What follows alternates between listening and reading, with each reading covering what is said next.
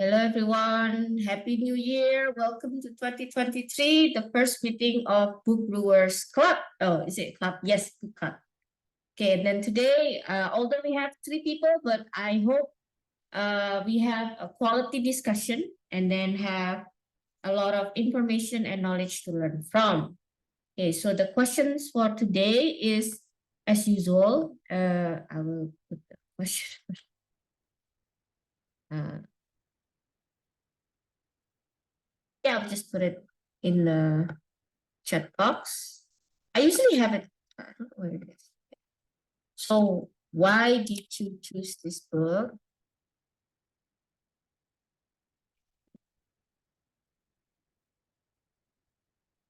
And we share the golden nugget. Maybe 3 points from the book.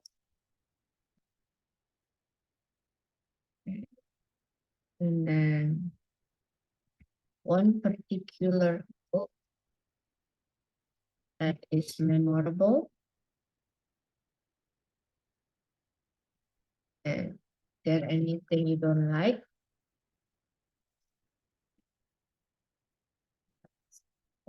Book.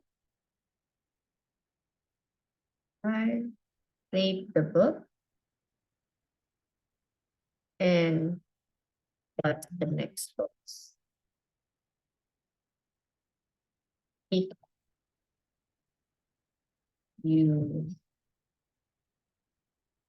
you have it already. Okay, let's start with this one. So let's go with Fajar first.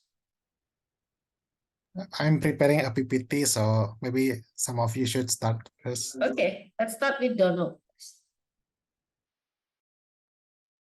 Okay, thank you, everyone.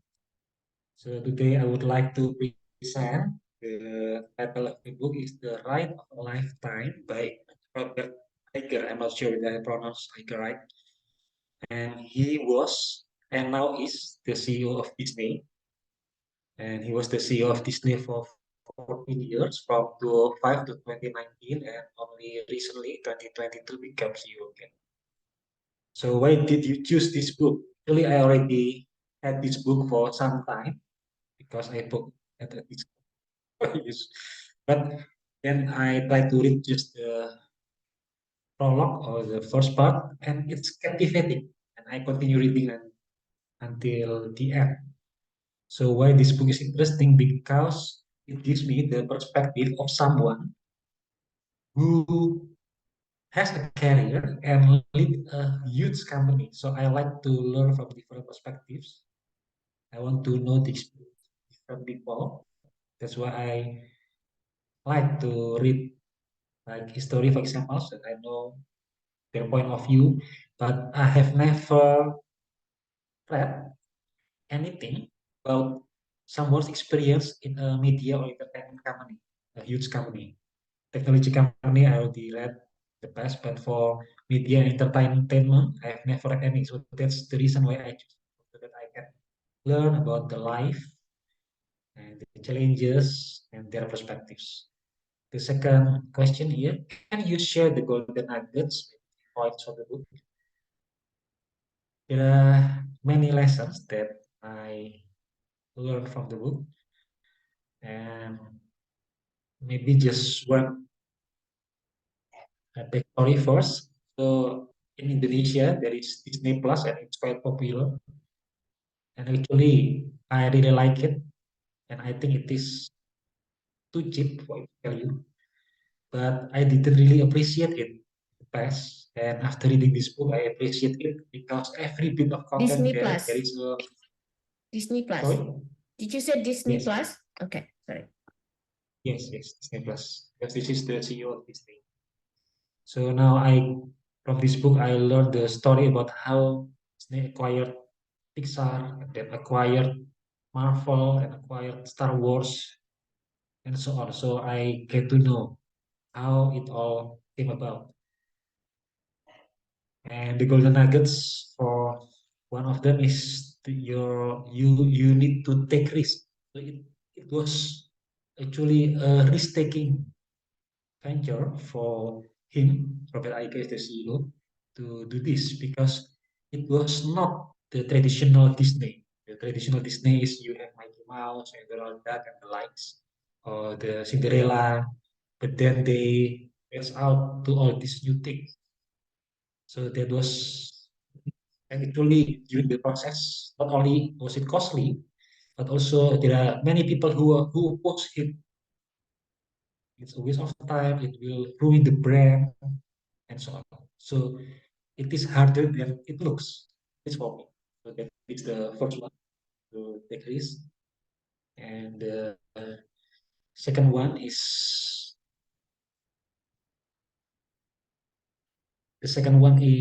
we need to pursue excellence, and that is also another lesson from this book. We need to try to innovate. So that is one of the quotes from the book actually, live or die.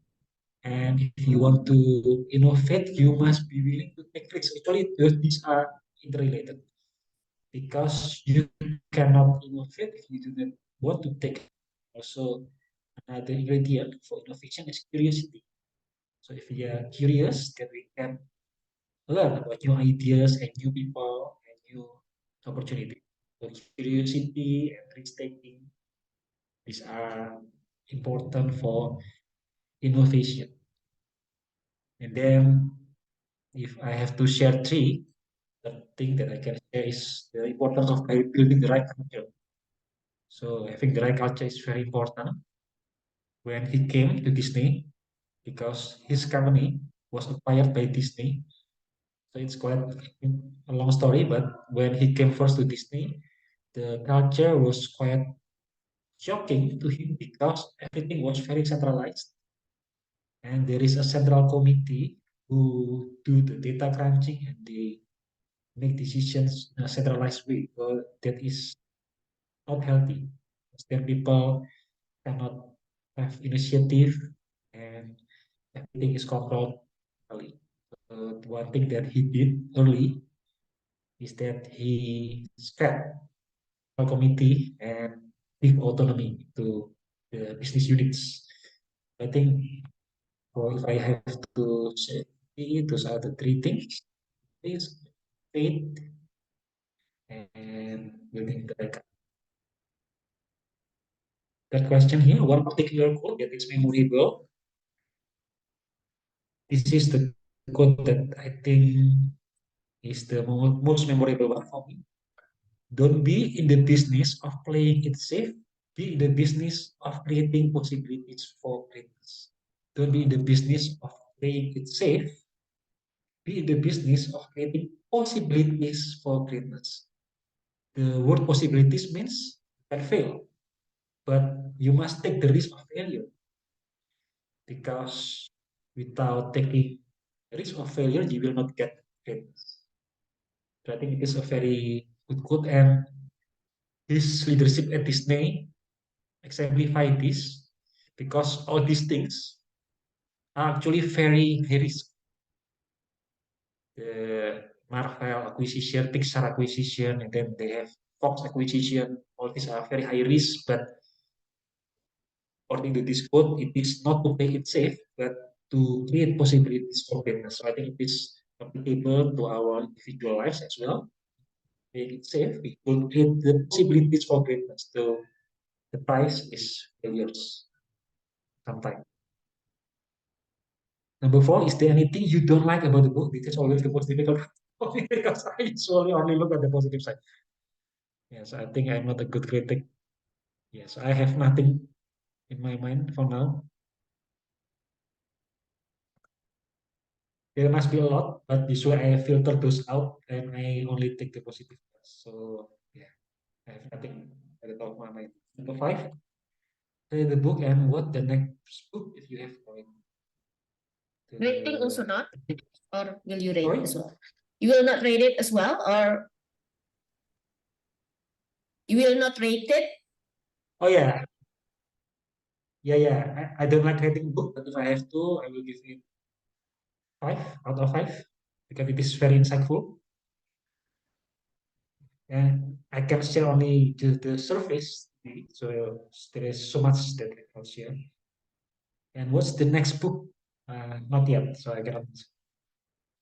Okay, so those are the questions from the. Actually, I have a lot of questions, but let's go to Yeah. Fajar first because I have probably 4 questions. I read this book, but only halfway, and I was looking for your opinion. Okay, Fajar, do you have a question? Mm, I was preparing for my PPT. What was the title of your book anyway? Right of a lifetime. The Ride of a Lifetime. It is actually because it is Disney. So in Disney, if you go to the theme park, you have rides, right? Ah, Attractions. So you go to roller coaster, that is a ride. The title is The Ride of a Lifetime. oh. Maybe PPT first lah. I will read the Okay, I synopsis. have 4. Let's go to number 1. You said the book keep mentioning about taking a risk, right? Is there any tips about which risk to take? Because there's no way he can be careless or reckless at the same time, although willing to take a risk, right? Any tips about which risk to take?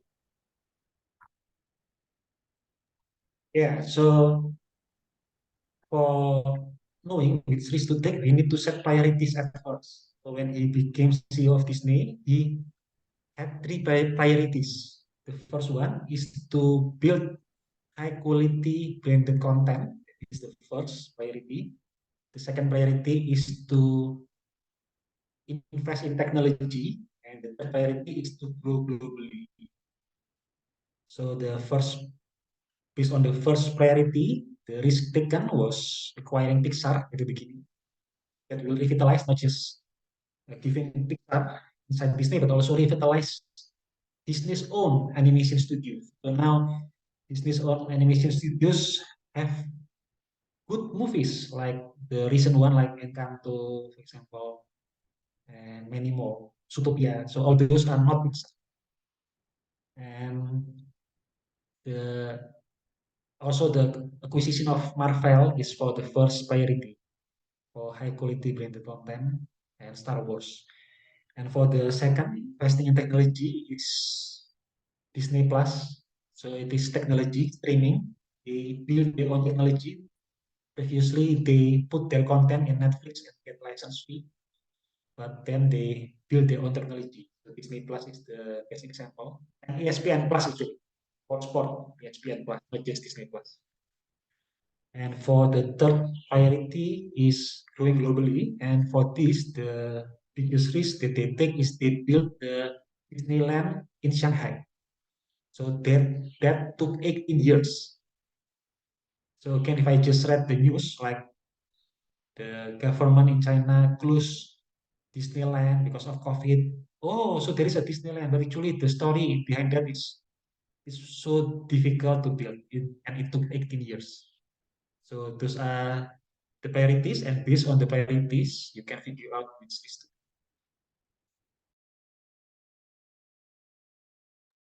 It's funny because I've been to Disneyland Shanghai and it was not better than Dufan.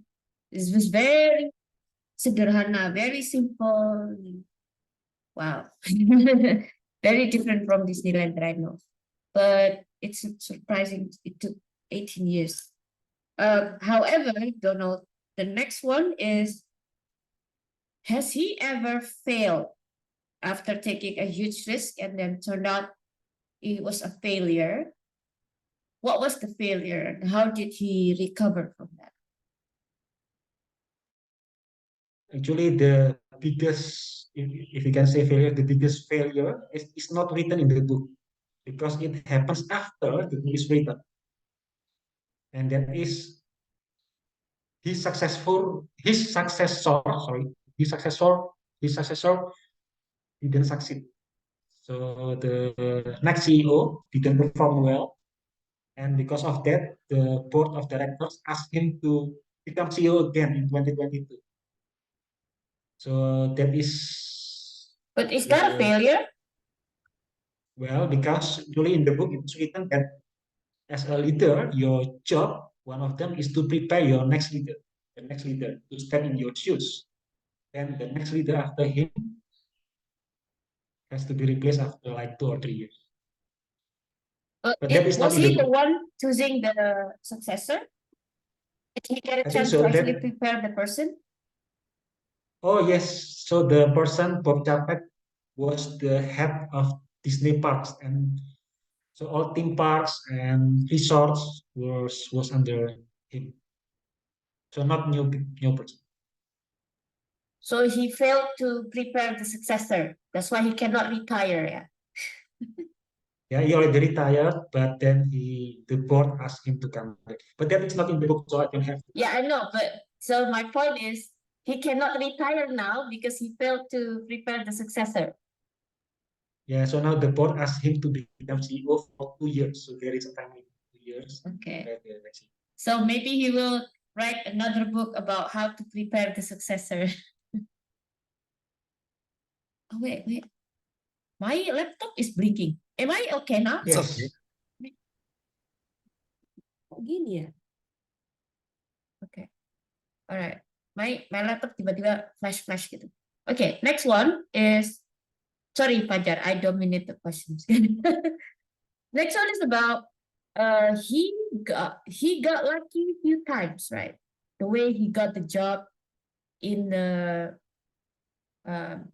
TV was because his uncle was hospitalized and met someone from the TV station. And then, do you have a job for my nephew? Things like that. So there are several times when he got lucky to be able to reach until the Disney CEO position. Do you think it's fair to say that he got lucky many times?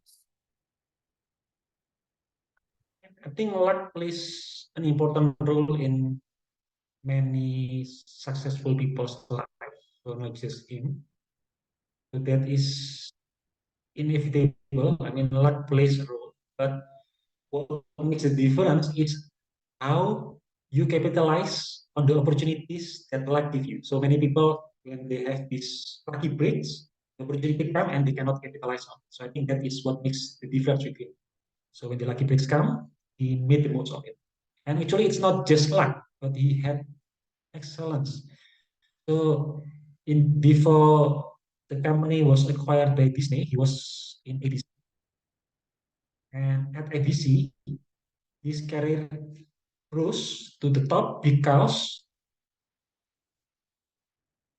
he managed the crisis in Winter Olympics 1988. So at that time, it was Winter Olympics time, and because it was television, ABC Sport, they already have all the advertiser, everything is ready, and you need to have the program, right? So you need to have like, for example, hockey match, and then the advertisement will be there. Unfortunately, something unexpected happened. The ice melted in many places. Imagine this is Winter Olympic, and ice melted, meaning many matches have to be cancelled, and the advertiser already pay. So this is a crisis because at the same day he doesn't know whether he will be able uh, to relay the match or not. Will the match be there or not? So he has to make backup programs on the spot. So that is very difficult, and his bosses notice how he managed this crisis, and that is why he became vice president, senior president, and president of ABC. So because of his performance during the crisis. Also benefited from the culture of meritocracy, I guess. Because if a company doesn't really, okay, you actually achieve something and then go ahead, you were promoted, things like that, then even someone as excellent as him will not be promoted, right? So which is very different from Indonesia, for example, when no matter how berprestasi you are, it's not a guarantee that you'll be promoted. So yeah, it's kind of hard to emulate here in that sense. Don't you think? Well, I'm not sure about corporate lives because my own take is it's prefer to work on your own. Yeah, so in that way, the cause and effect is more direct.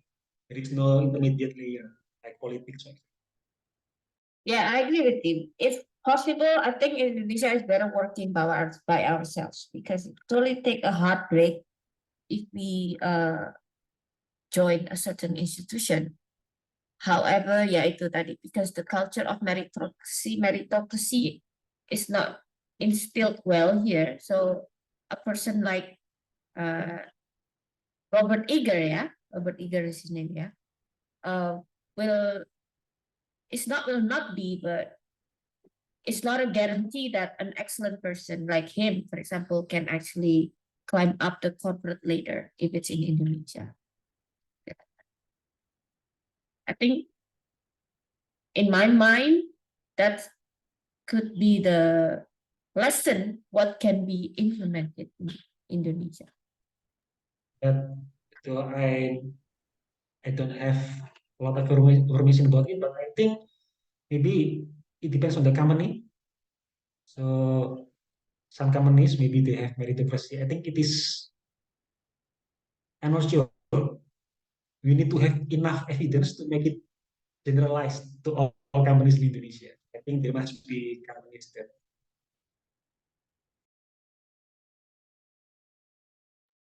Yes, I also agree. Ajat?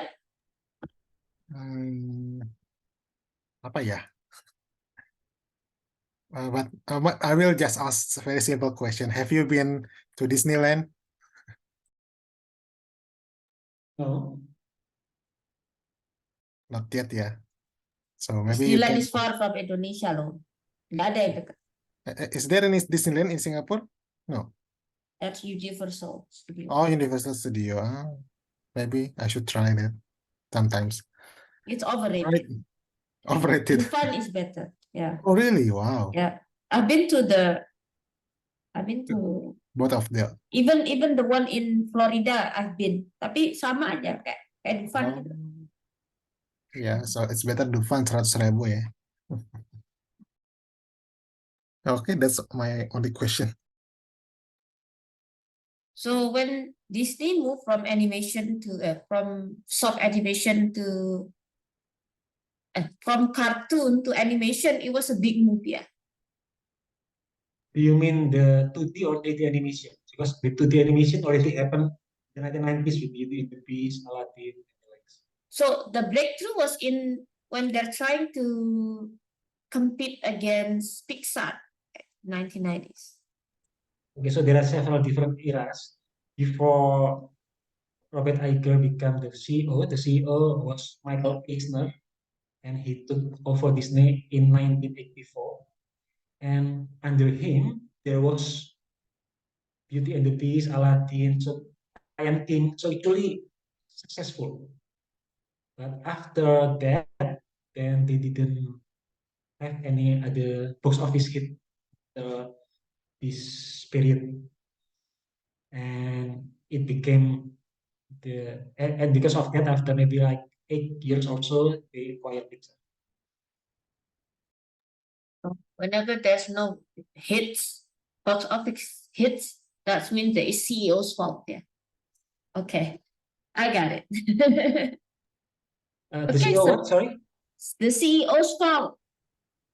The CEO's fault then. Yeah, actually there is a story behind it. So there is someone who was responsible for animation. Mhm. So actually it's quite a long story. So I don't think we have time for that.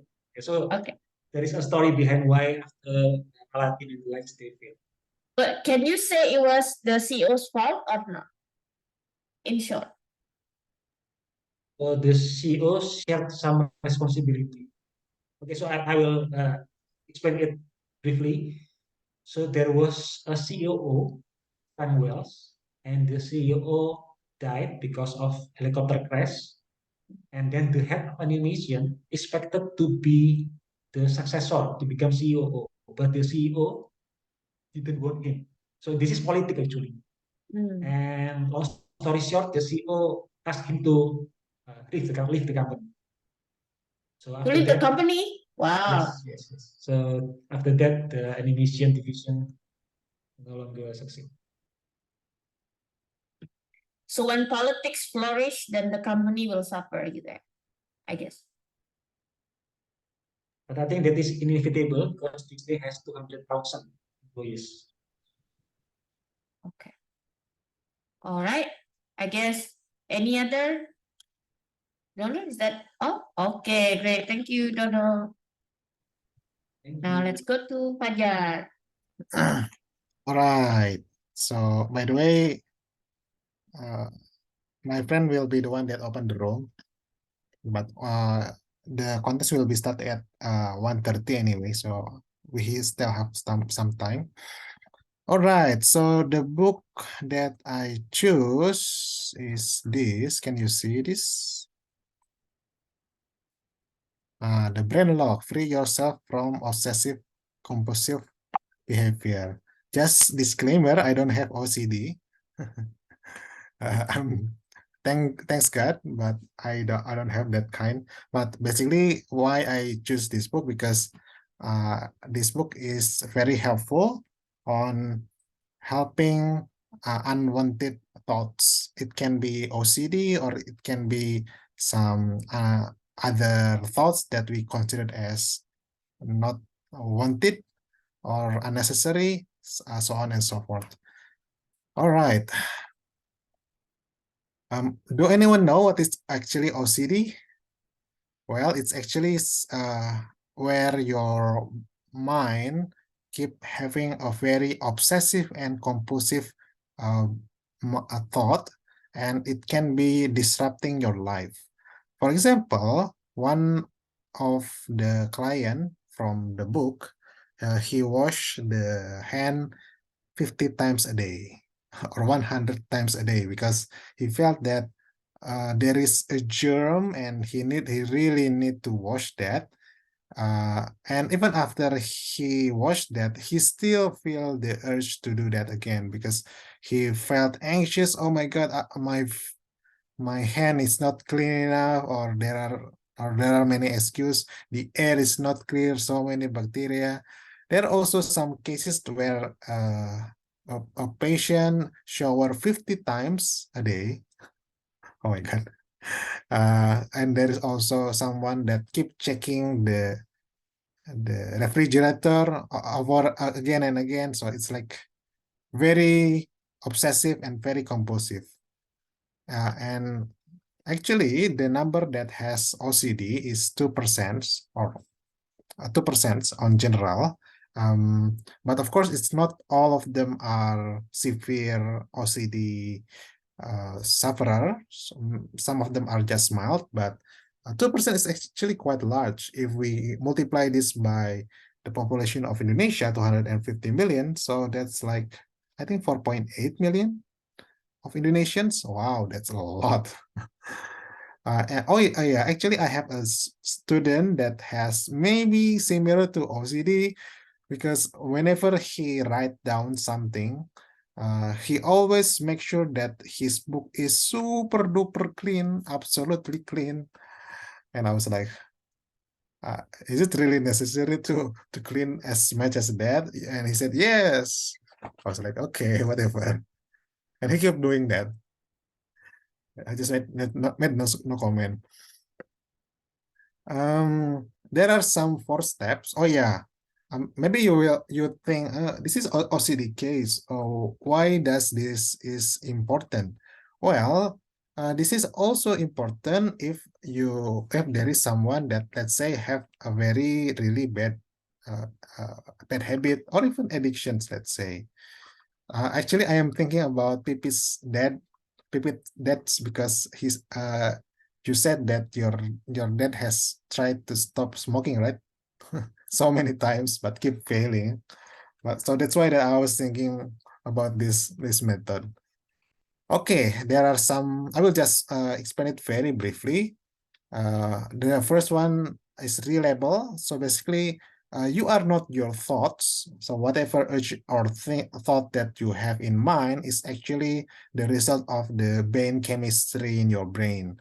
So when we notice the emotions, the urge or the sound in our brain, we need to label that, oh, that is not my thought, that is just, let's say, OCD, that is just my obsessive mind.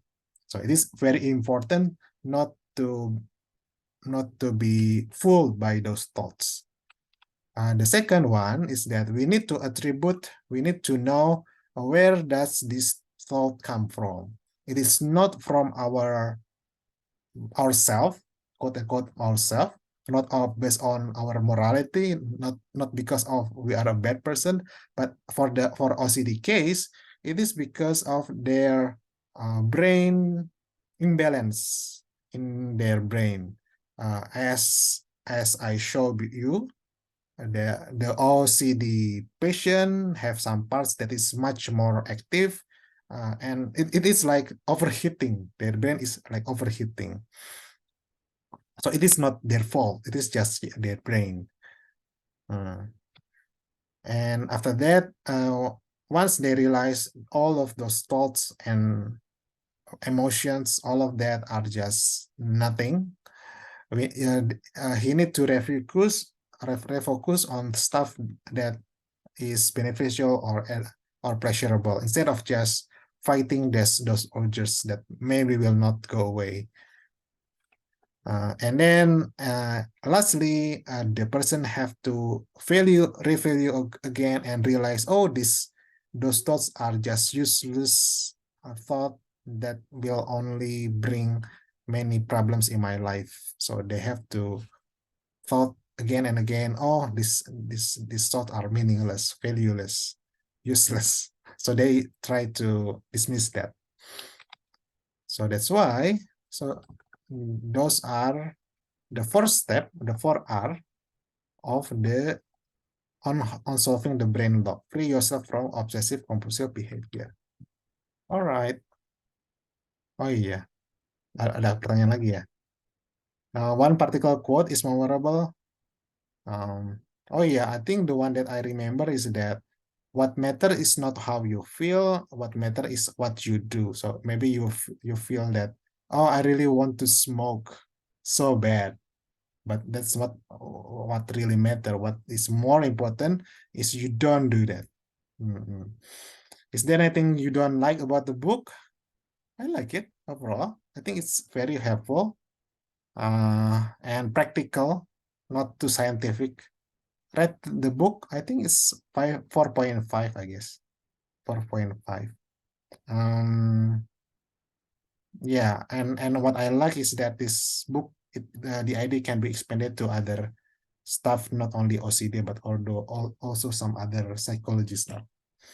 All right, that's all from me. Any question? I do have questions, but I'll go to Donald first. Yeah. What about the first question? I missed it. Why did you choose this book? Because it's only 2%. Right? I mean, why are you interested about handling this 2%? Well, because I have some friend that has OCD, so I was wondering what happens with him. So basically, he keep worrying about some stuff that is in his home. So I was wondering what happens. And when I read it again, actually, this 4R method is very helpful to stop us from being controlled by our unwanted thoughts.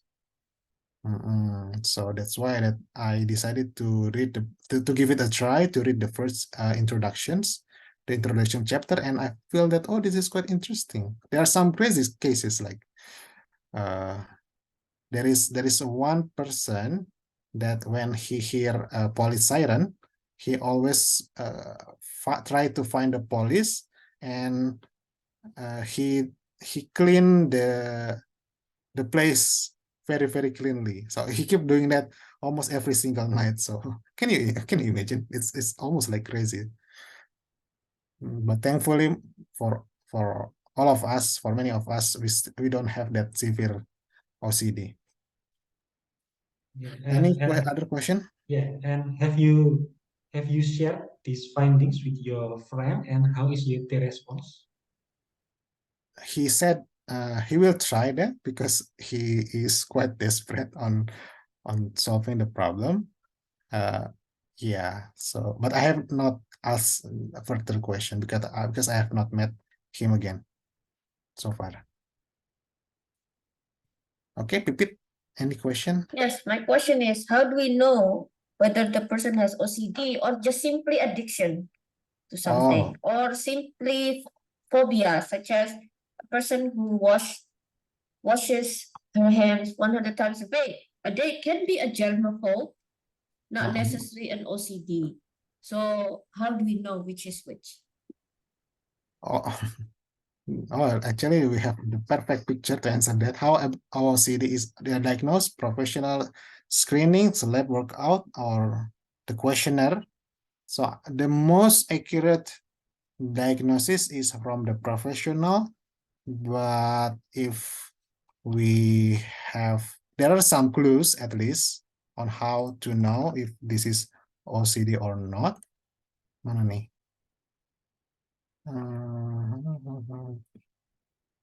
And I like the book because the book is not too complicated, quite easy to read lah. Oh, ini contohnya tuh. Unfounded fears of contracting dreadful illness. Excessive concern about their germs. Troublesome, blasphemous, or scandalous thoughts. So the belief that certain numbers or colors are lucky or unlucky. I mean, Chinese have that, but there is a case where the person keep avoiding looking at number 4 or number 6 because somehow he thought that In my mind, seperti ini ya, has some overlapping similarity with phobia. bisa seperti itu. And Like there are people who is phobia of number 4. yeah, I think there is some similarity. Similar, yeah. But for this case, the thought is very intrusive, unwelcome, and distressing mental image. And then it is So what is compulsive. the most crippling effect of OCD? He keep having that problem. Apa tuh? Contohnya apa ya? Oh, jadi ada apa nih? Oh ya, dia misalnya ada seorang nih 33 tahun, lulusan Ivy League, wih keren, tapi kerjanya di very unpaid job lah. Tapi dia keep worrying, rechecking, apakah udah dikunci belum, apakah udah ditutup belum, apakah udah gitu belum. Jadi so that thought keeps popping out in her mind that he cannot do the daily life properly. Makanya bahkan I feel But then it's amazing that she actually got accepted in a really good university. That means before university, she was able to fight these urges. ini nggak terlalu detail sih. Mungkin si OCD-nya datang ketika udah agak tua kali. Yeah, I think so, because there's no way someone who keep worrying about stuff here, then didn't have time for anything else could be admitted to the Ivy League, kan? Yeah. So the disease start late. Did the book mention anything about there are OCDs that come later in life or just come suddenly without any warning, something like that? Kayaknya kalau itu mah enggak sih, aku nggak nemu. Ada sih katanya bisa mulai dari umur remaja sampai dewasa. It's only mention about that, but So nothing. they do come suddenly, yeah. They can come suddenly. Kalau ini nggak ngebahas dari mananya sih, cuma lebih ke solusinya apa. So it's more focus on practical, but for that question, I think it's usually reserved for the therapist. I like the quote you shared about my thoughts is not me. I think that's also powerful and that can be applicable to a lot of people there. Yes, exactly.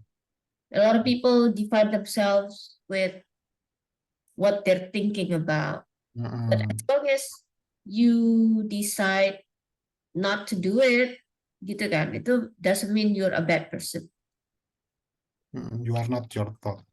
Yeah, you are not your thoughts. because there are people who are depressed, people who cannot help thinking about negative stuff. And then they started to define themselves as, why do I keep thinking about suicide, for example, something like that. So they define themselves as that thought. I think this can really help my friends who are depressed as well. Then, Yeah. as long as you don't do it, it doesn't define you. Yeah. Oh yeah, I find it from the podcast. Basically, some neuroscience. They mentioned that they cannot find the controller of our mind. What do I mean by that? It means that there is no CEO in our mind, and whatever that we have in our mind is just the different parts of our brain. Is it abstract? Yeah, basically you are not your thoughts lah. Ada istilah the ghost in the machine. The ghost in the machine. But we don't, the neuroscience don't know where's the ghost. They Yeah, cannot we find don't it. know where that's why they call it the ghost, because they're not sure. I think it's from it's a book about theoretical physics. Theoretical physics. And it's validated by neuroscience scanning. They cannot find it. Hello, Ellen. Oh, yeah. Hello. I think this is my friend from another club. Oh, hello. Hi. Hi, welcome. Hello. Actually, we were talking about, and I am currently talking about this, but this is the question session. Anyone else would like to ask question? Donald? Yeah. So based on the description that I read, OCD is a disorder in which people have recurring unwanted thoughts, ideas, or sensations. To get rid of the thoughts, they feel driven to do something repetitively. So based on what I read, this definition, actually what I have in mind is that there has to be a cause for that, and the solution is to find the cause. Maybe they have a trauma in the past, and because of that, that drives this behavior in their subconscious. So, as someone outside who haven't read the book, I think, well, then the solution must be to take out the trauma and let them recover. So, what does the book say something about it? Okay, so that's one of the version of the therapy of the OCD. That is like the Freudian psychotherapy. So basically, the therapist try to dig what is the trauma or the bad experience that the person had in the past. But it's quite old style of therapy, because when it comes to OCDs, the cause is just sometimes it's just brain imbalance, and maybe genetic or maybe food. We don't know what it is, and it's uncontrollable. So in this case, instead of just trying to pursue what is the deep insecurity somewhere there, this new your method just simply focus on solving the problem, not necessarily digging the past, something like that. Maybe that digging the past can be useful for some patients that need that, but for some others, maybe it's just a matter of a brain imbalance, something like that. The one Donald talked about is the psychoanalysis, right? Oh yeah, psychoanalysis stuff. It can be Yeah, useful. because in my impression, it sounds like you are just treating the symptoms, but not the root cause. So the symptom, you have this thought, and then you relabel the thought, and then this. But why this thought occur in the first place? And you just answer that maybe this is just biological, right? Yeah, sometimes it's biological. Hello, Ellen. All right. Any other question? Otherwise, we will move on to the next one. Pipit. Thank you, Pajak, for the explanation about his book. I found it very useful, and I will share the recording with my friends who are depressed, because they are extremely paralyzed with their own thoughts, I would say. they're very smart, lulusan ITB lah, lulusan apa gitu kan, but really cannot Function. do their job properly. They even, and kerjaannya really bagus, you know. When he said to me he wants to resign, a lot of people already cannot wait. It's just resign aja, because they want his job. Something like that. Kerjanya in kedutaan Amerika. So, you know, it's a really high paying job. But I said, no, don't resign. Just sort out your own problem. Something like that. So I think at least one of my friends will actually benefit from reading this book. It's I think one of the most practical tips that I have found.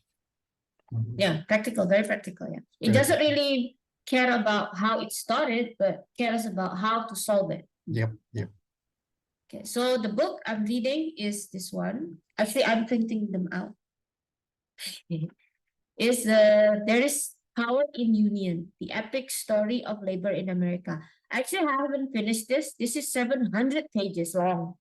I only printed 250 and I have finished 251. The reason I'm reading There is Power in the Union is with a classic reason, because there's a debate tournament coming up about labor union. So whenever there's a debate tournament coming up, a certain topic, then I will read a book about that topic. So I know what to talk about, basically. And just like the book I read last month, I will probably share it next month about the Lords of Easy Money. It was about Federal Reserve. Then I will share about the book next month. Now this month is There's a Power in Union. So that was the reason why I read this book. Then number 2, can you share the golden nuggets? Maybe 3 points from the book. Okay, so the first one I want to share is, if we do not pay attention or we do not prioritize our employees, sooner or later, we're the one who will be disbenefited by it. So this is kind of lessons for employees out there. So the book talk about the history of labor unions, starting from even before the Industrial Revolution in America. For example, that time, the practice of the employers were really, really bad. For example, that time, no one could afford a wristwatch, right? So a clock was actually very expensive that time. So there was only one clock in the whole factory that people usually look at. And they even manipulated the employees to work longer by turning back the clock. So they're supposed to go home in 1 hour. So the employers turn back the clock 1 more hour. So they actually work 1 hour longer than supposed to. So this practice was very common when the clock was too expensive to purchase by factory employees, right? And then people started to find out about it, and then they started to protest. Now, when they protested, they banded a group, basically. And that was one of the start of the labor union in America. Actually started in a clothes mill in Massachusetts, the one who the employers turned back the clock to. So one of the first labor unions that ever existed in America was actually pabrik baju, clothes factories in Massachusetts. So that's, I think, the first one. So the second one is, another example of that is that sometimes, because people were overworked that time, and the heating actually relied on fire, right? Because there's no electrical heating that time in Massachusetts area. So because people were too tired, because they were overworked, somehow there were a lot of fires that broke that time, because people somehow didn't realize the wood, they did not really pay attention with their job, their work, basically, because they were too tired. So it happened many times when fire broke out in the factories, and unfortunately factory workers also died, and things like that. So these two things, one of the biggest reasons why labor union was formed was far from the money or financial demand. Yeah, at that time it was more about the working condition of the people. So that was the start of the labor union. The next one is about I like the book in a way that the book tried to be balanced between, okay, labor union is really good because it kind of create democracy, right? So there was a power imbalance between the employer and the employees, obviously. But the birth of the labor union made the power balance, the power dynamic between the employers and the employees become balanced, basically. So they can negotiate together, they can uh, the employers have to meet their demands, things like that, right? However, the book also mentioned about the times when labor union becomes productive. So the book mentioned two particular examples. The first one is during the Hoffa, Jimmy Hoffa case in 1970s. So there was a labor union for all truck drivers all over America. So all truck drivers had this union led by Jimmy Hoffa. This Hoffa became like a mafia, basically. So this was the start when labor unions started to become political. This is the first time in the history of labor union when they became political. So the main lesson here is that the number of huge people, when you have many people gathered at the same time, then sooner or later it will be taken advantage of by politics, basically. So, politics are looking for popular votes, right? So the Democrat that time approached the labor union because they saw labor union as the source of potential votes for them. Right?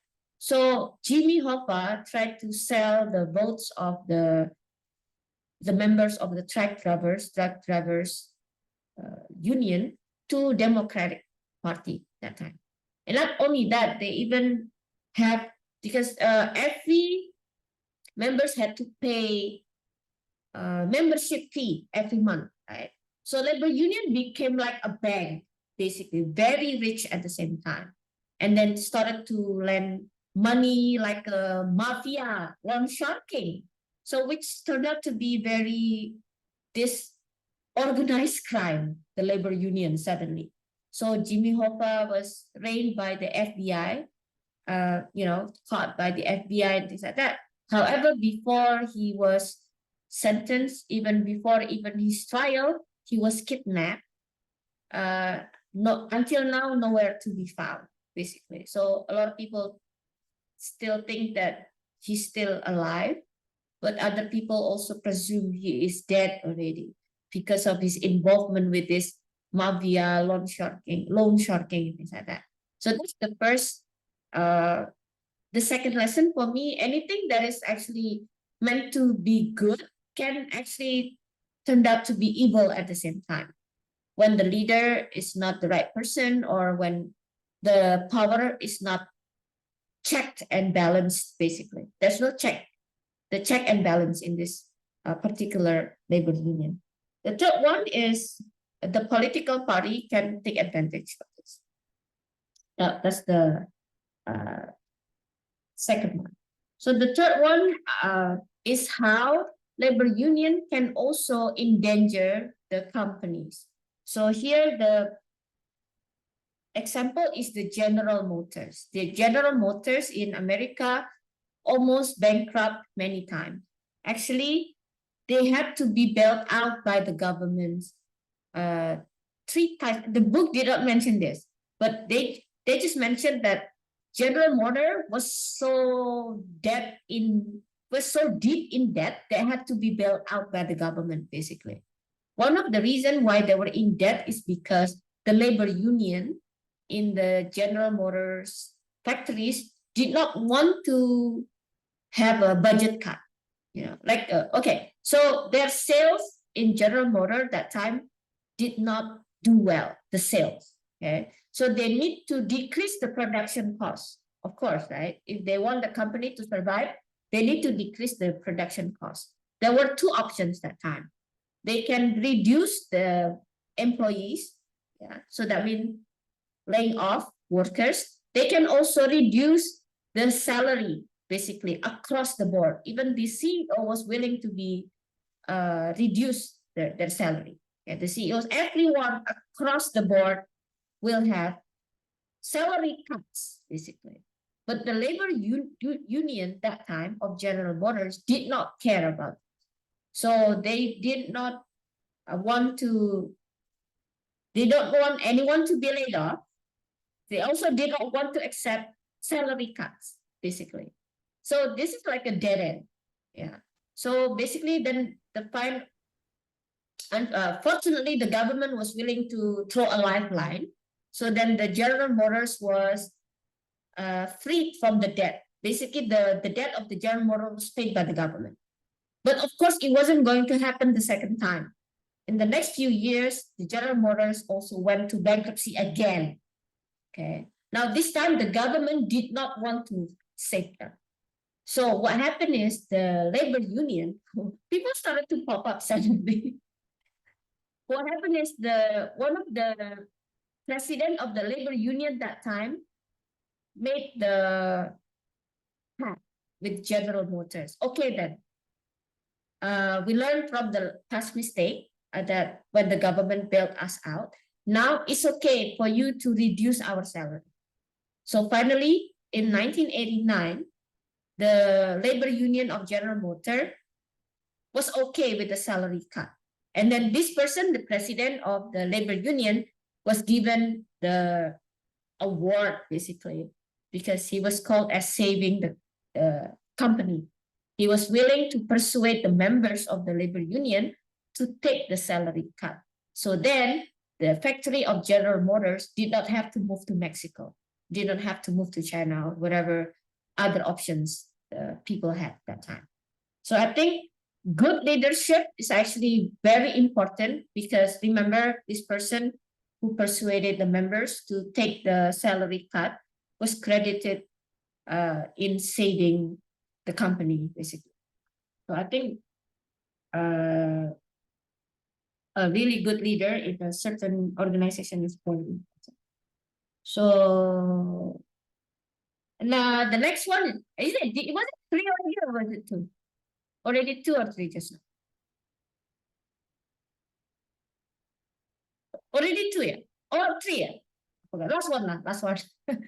The government, the last one is how there are so many loopholes in law related to labor.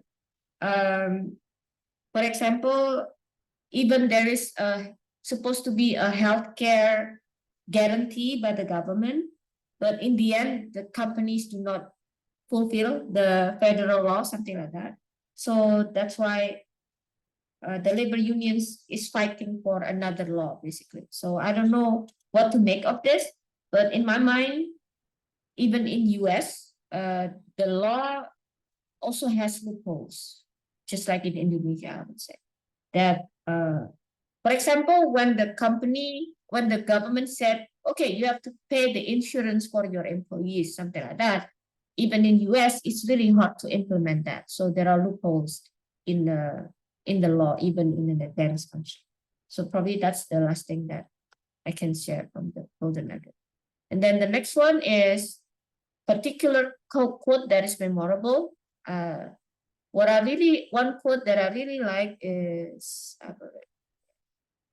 union fight for fairness and economic democracy. So I really like that quote, fight for fairness and economic democracy. So when a certain country claims to be democratic, they should not outlaw labor union. In Indonesia, the government is trying to outlaw labor unions with the new Undang-Undang Cipta Kerja. But I get it. I get where that comes from. Because when the labor unions become too strong, then that will cripple the investment as well. So it's like it's still very debatable until. So that is the one. And then last, is there anything you don't like about the book? Unfortunately, the book was too dominant to glorifying the labor unions, I would say, although I said earlier they also admitted some flaws, but it's almost like closed over history of labor union. Get what I mean? So the what is it called? The book was strategically make people think that labor unions are a must, or labor unions is the it's here. They said labor unions are the one who save the companies and things like that, and how with the raising salary, things like that can in turn drive the economy because it will drive consumption, all of these things. So I don't know about you, but for me as a debater, I can tell that this is like a gloss over narrative that they try to put out. So the thing that I don't really like about this book is how it too much leaning to the glorifying labor. And last one is rate the book. I will rate the book 4 out of 5. And then I was about to rate it 3 or 3.5. But because the book also mentioned about what went wrong with the labor union, then I made it to 4. And then what's the next book? The next book for next month will be The Lords of Easy Money. Okay, that's it. Any question? Yeah, from me. Yes, go ahead. Welcome to DS. And okay, so my question actually is not about the book. My first question is about you. You said that you choose this book to prepare for the debate tournament. There must be many books about labor union. So what my question is, what is the criteria that you use to choose a particular book out of many options for a debate tournament? For example, why do you choose Lots of Easy Money on that other book on that topic? Okay. So actually, surprisingly, this particular topic is very narrow. So I found it hard to choose the book for Federal Reserve topic rather than the labor union. When I searched the book about labor union, a lot of them is more like the story about this person as the president of labor union, more like autobiography leaning, and then or talking about a certain particular moment in history where labor union contributed, something like that. But this particular book, the power of there's a power in union, talk about the last 200 years in labor union. So I think it's very comprehensive, and there are so many chapters that we can choose from. So I felt the freedom to go from one chapter to another and then decide, oh, I think this one is more relevant than the other. So surprisingly, the book about labor union is not that many in terms of history.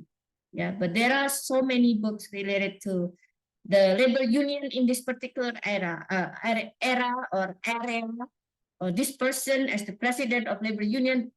The books are very specialized like that. So this book is the only one which is comprehensive. On the other hand, the one about Federal Reserve, that is the one that was a big headache that time, because there are so many books talking about Federal Reserve, and a lot of them actually berating Federal Reserve. So a lot of them blaming Federal Reserve. The only books that I found defending Federal Reserve were only 3, and they were written by the president of the Federal Reserve themselves. Okay, so that was more challenging than this one. So that is my criteria. Maybe my question about the book before moving to editor, because that was not about the book. May I ask one more question? Yeah. So my impression from reading the newspaper, and my impression could be wrong because I just read the newspaper in Indonesia. So feel free to correct me if I'm wrong, but my impression is there is an organization about National Labor Union in Indonesia. I forgot it.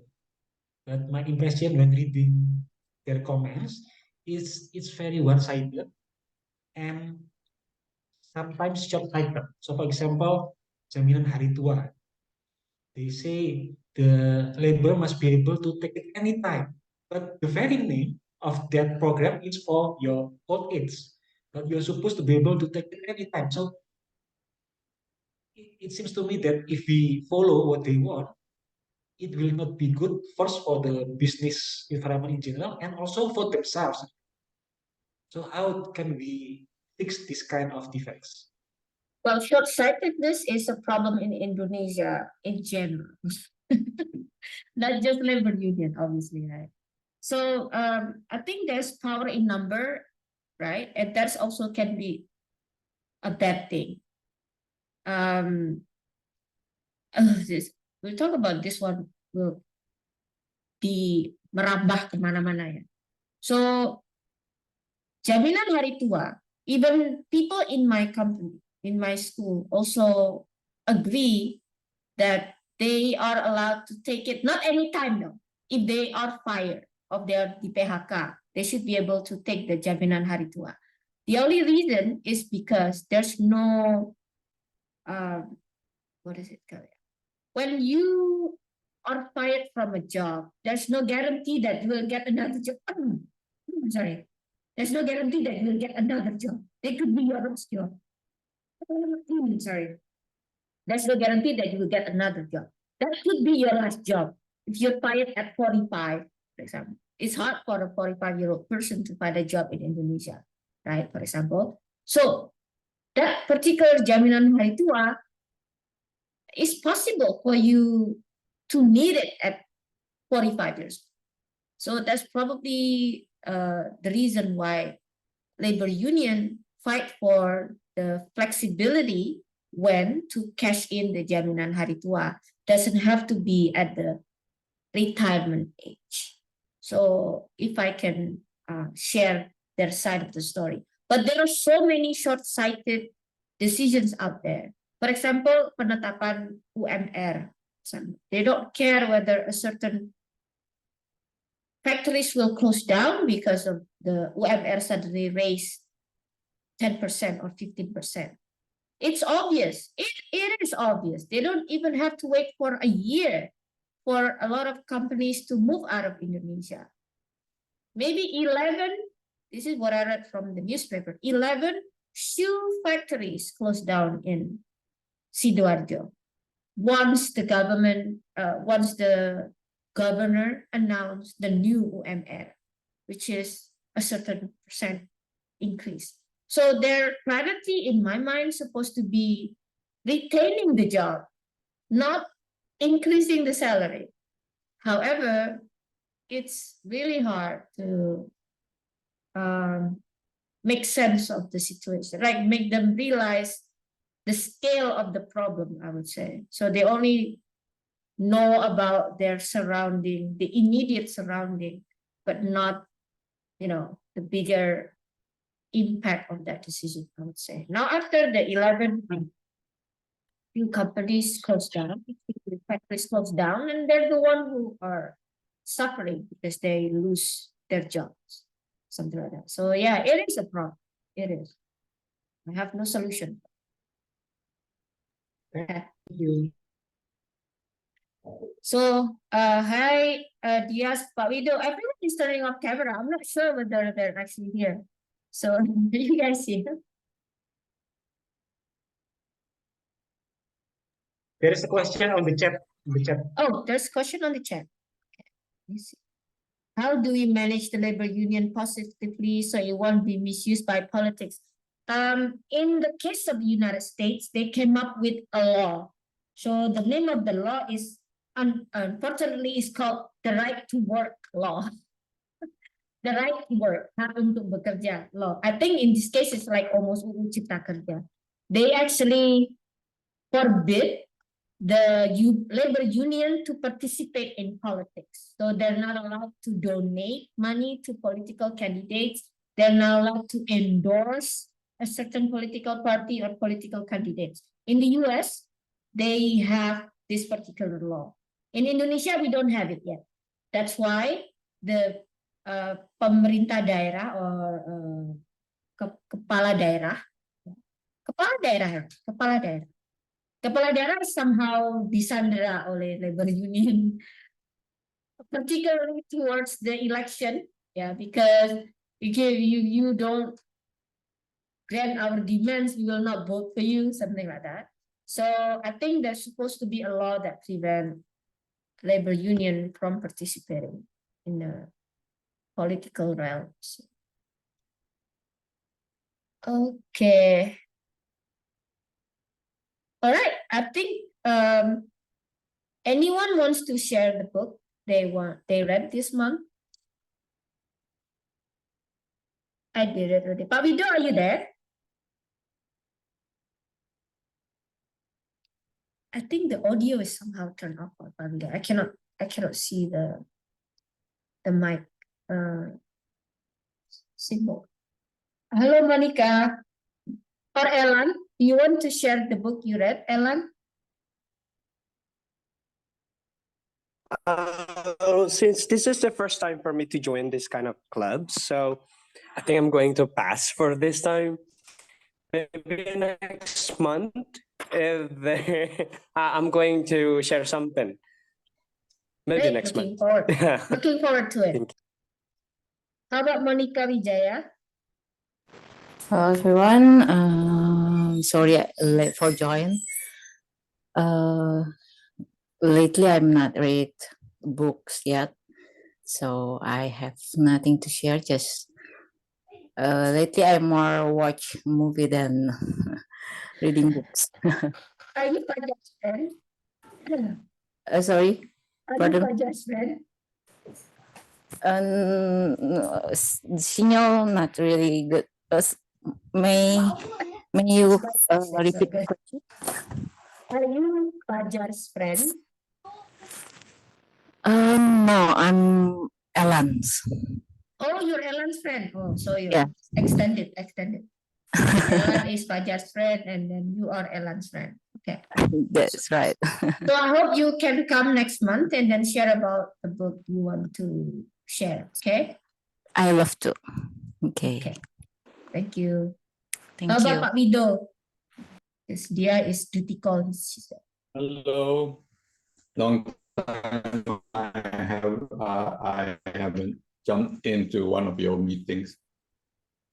I don't have a book to share, but nice listening to you all again. Thank you. I agree. Today, 3 people shared the book, but now everyone is done. Mm. So, but the first There is book Diaz was also. Diaz had duty call, she said, suddenly. She put it in the chat box. So, Pak Wido, we talk about The Right of a Lifetime. You read that one, right? Already. Which one? Right, I'm not sure. Right of a Lifetime. Right of a Lifetime. Not yet. So, sorry, I got a call. Oh, okay. Oh. Mau tak foto tapi ya udah. Oke, gak apa-apa Pak Wido. No headset, I guess. Alright, so let's see if Diaz cannot listen, then I think that was it. Can I ask one more question Oh, go ahead. Yes. about your book? Yes. So, based on the description and all the problems, actually, if I'm an entrepreneur, I will be thinking a lot about automation to reduce the need for labor. So that is not good from the labor union side. But does the book say anything about automation, or maybe your personal opinion about it? Hello? Okay. Unfortunately, Donald, the book was written in 2010. So that time, automation was not as huge as a threat as now. However, the book mentioned about the Industrial Revolution. The Industrial Revolution, when they replaced human with machinery, it created panic that time. Right? Am I going to be replaced by steam engine, right? However, it did not last long because the human laborers actually were back on the market right after the Industrial Revolution. More people were actually employed after the Industrial Revolution. So learning from that particular era experience, I think although now with a lot of automation, the paranoia about automation will not last that long. So we will eventually find the way for the human labor to go back to the market, just like during the Industrial Revolution. Yeah, but will that reduce the bargaining power of the labor union? Because the entrepreneur can say, well, if you want to demand me, then I will just replace everything with robots. Yeah, I know, but that's where the government take a role in this, because the government also has an incentive for the employers not to employ AI or automation, because AI and automation do not pay taxes. They don't get income. They do not pay taxes. So the revenue of the government in taxes will be significantly reduced with the introduction of automation, right? So this is where the government can take role in terms of regulation. So for example, maybe the limitation of how much in percentage the certain company use automation and how much in people. So the government of Indonesia has tried to introduce that as well. In terms of berapa pekerja lokal, berapa persen, pekerja ekspat berapa persen, pekerja from other island berapa persen ini. So knowing they can do that, I think it is possible to curb the automation with law. But it is true that the labor union power is now becoming decreasing and decreasing, particularly with the, not only with the automation, but even with the UU Cipta Kerja. UU Cipta Kerja doesn't support labor union. Maybe just one last one. That's Yeah. quite interesting. If the government intervene and do it, that sounds like protectionism to me, like in economic, where you are not you protect your industry inside by all kinds of tariffs, like what Trump did to China, I think. And in economic theory, I think Adam Smith said it, that will reduce the competitiveness of the nation. That's true. And there's no country in this world that doesn't use protectionism at this point. People thought it was US that was totally, free from protectionism. Even US is now also is doing protectionism. So I think there's a pushback from all governments now when it comes to globalization. So like it or not, now they have to use protectionism at certain degree. Yeah, doesn't have to be full like China or something like that, but they do implement protectionism. Thank you. Right, I guess that is it actually, right? Can we at least take photo together, guys? Fajar, are you able to take photo? Yes, Monica, Ella. Sorry, I lost voice. I will be the MC later. Don't know. I don't know if I can do it. Okay, do you have any book, guys, to post? That's mathematics book, Fajar. I'm using my Japanese book. Ella, do you have any book you want to take photo with? Got it. I don't have a book at the moment, Okay, so you're outside. I'm sorry. All right, so 1, 2, 3, go. All right, got it. Okay, I have a request though for next month. Oh no. Oh no. Yep, yep. I Maybe believe start it is. recording first. Start recording first. Oh, yeah, so recording.